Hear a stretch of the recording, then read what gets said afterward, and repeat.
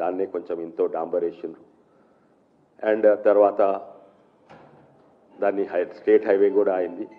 కానీ ఆ ఉంకర్ రోడ్ చక్కగా ఎవరు చేయలేదు. నేను మొదటిసారి ఎంపీ కాగానే దాన్ని చక్కగా చేయమని విజ్ఞప్తి చేస్తాను ప్రభుత్వానికి, అప్పుడున్న టీఆర్ఎస్ ప్రభుత్వానికి. అట్లనే దీన్ని హైవే కూడా చేయాలని మేము అడిగినాము. అయితే నితిన్ గడ్కరీ గారు 2016లో గెజెట్ ద్వారా ప్రకటించిండ్రు. ఏంది ఇది? హైదరాబాద్ బిజాపూర్ హైవే అంటే హైదరాబాద్ నుంచి చేవెళ్ళ నుంచి మన్నగూడ పరిగి నుంచి బిజాపూర్కు హైవే ప్రకటించిండ్రు. అయితే ఈ హైవేను కూడా ఇదే అవకాశం తీసుకొని ఈ హైవే చక్కగా చేస్తే చాలా మంచిగా ఉంటుంది అని ఉత్తరం కూడా రాయడం జరిగింది అప్పుడు. కానీ 2017లో అప్పుడు ల్యాండ్ ఎక్విజిషన్ కొరకు నిధులు కేటాయించారు. 2016లో ఎప్పుడైతే ఈ చేవెళ్ళ హైవే అంటే బిజాపూర్ హైవే ప్రకటించినప్పుడు ఇంకా 8 హైవేలు ప్రకటించారు. ఇవన్నీ కూడా ఇప్పటివరకు అయిపోయినాయి.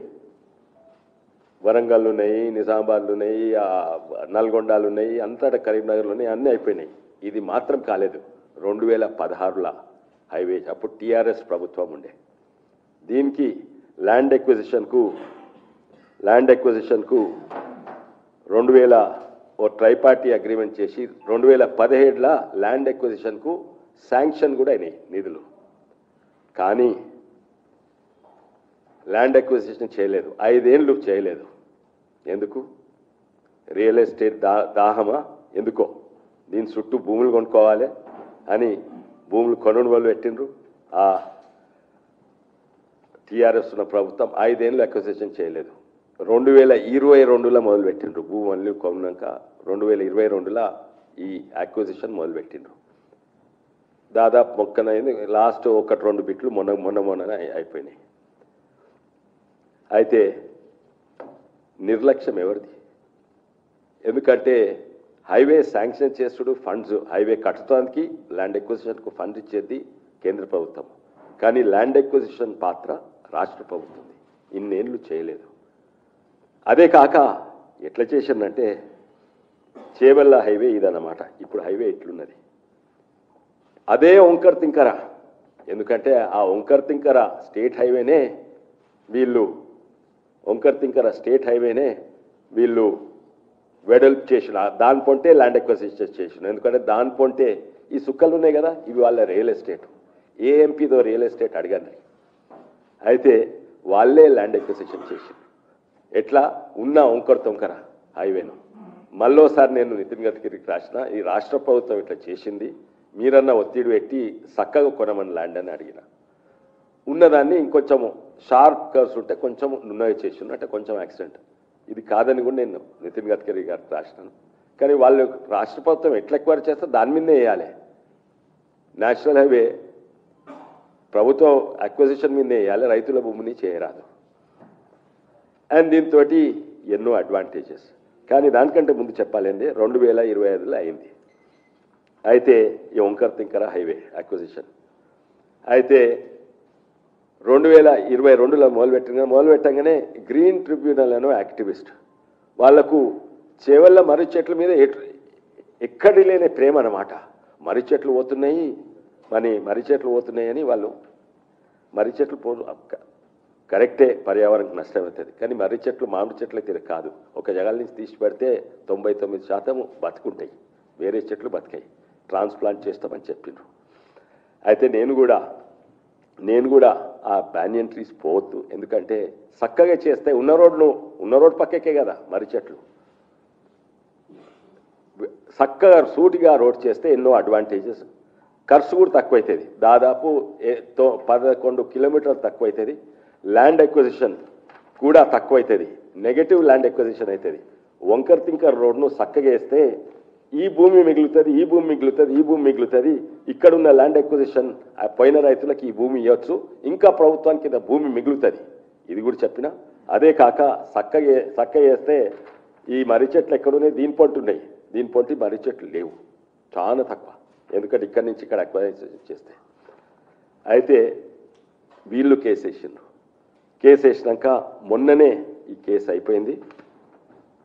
అండ్ నేషనల్ హైవేస్ అథారిటీస్ వాళ్ళు స్టే ఆర్డర్ ఉండే, స్టే ఆర్డర్ విత్డ్రా అయింది, ఇప్పుడు మొదలైంది. కానీ మొదలు కాకున్నా కూడా అంతకంటే ముందే ఎక్కడనైతే మర్రి చెట్లు లేవో, ఉదాహరణంగా చేవెళ్ళ బైపాస్, మోయినాబాద్ బైపాస్, ఆ పని ఆల్రెడీ ఏడాది మొదలైంది. కానీ ఇక్కడ మొన్ననే స్టే వెకెట్ అయింది. అది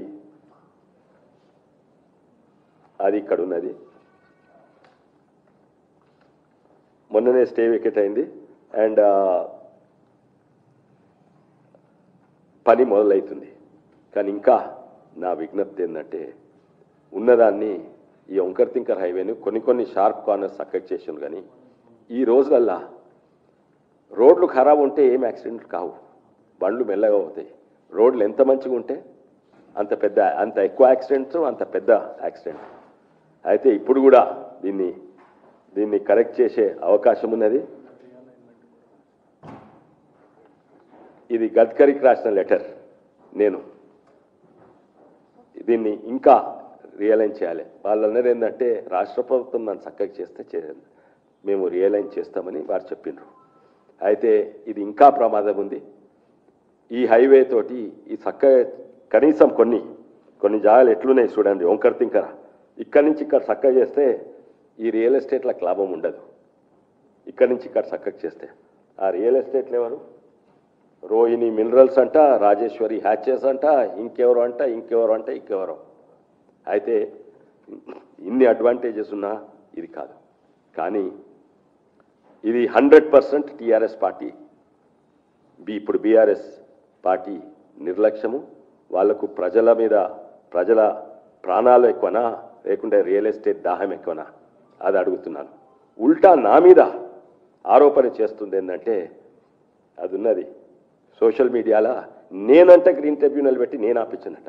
అరే నేనే తీసుకొచ్చినోని నేను ఎందుకు ఆపిస్తా?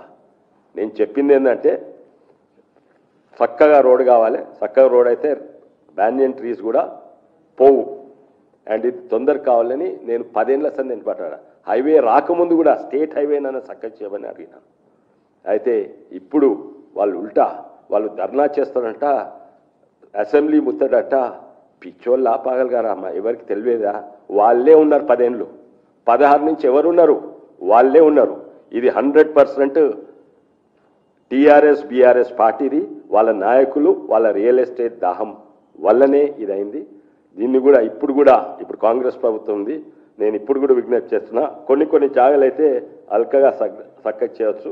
ఇప్పుడు యాక్సిడెంట్ అయిన ఎక్కడైనా మిర్జాగూడ అది గేట్ దగ్గర, దానికంటే ముందు 4 కిలోమీటర్ల తర్వాత ఇంకో యాక్సిడెంట్ అయింది 6 నెలల ముందు.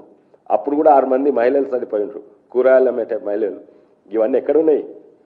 ఈ నీళ్ళ రంగు సుక్కల దగ్గర ఉంది. ఇవేది ఈ రియల్ ఎస్టేట్ ప్రాజెక్టులు. ఇది ఇక్కడి నుంచి చక్కగా పోతే వాళ్లకు ఈ రోడ్డు అందదు. అయితే ఇది ఇప్పటికైనా సరిదిద్దుకునే అవకాశం ఉంది. నేను మీటింగ్ పెట్టిన కాంగ్రెస్ పార్టీ వాళ్ళు కొంతమంది వచ్చిండ్రు, మా పార్టీ వాళ్ళు వచ్చిండ్రు. అడిగినా మీకు ఇది కొంచెం చక్కగా చేస్తే, కొంచెం డీలే అయితే చక్కగా చేయాలన్నా ఎట్లయినా చేయాలా? చాలా మంది అన్నారు ఆల్రెడీ డీలే అయింది చేయండి అని. కానీ నేను ఇప్పుడు కూడా నేను ప్రజాప్రతినిధి అంటే ప్రజలు ఏం కోరుతున్నారో అదే నేను రిప్రజెంట్ చేయాలి. కానీ నాకు ప్రమాదం ఇప్పుడు కూడా కనబడుతుంది. ఇప్పుడు కూడా 1-2 సరిదిద్దే